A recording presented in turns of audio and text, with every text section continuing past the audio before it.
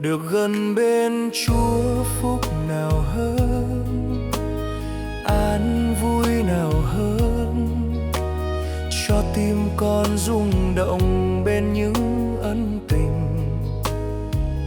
Đời con mong có Chúa dường bao, lúc vinh quang thềm cao, hay khi đau thương dưới vực sâu.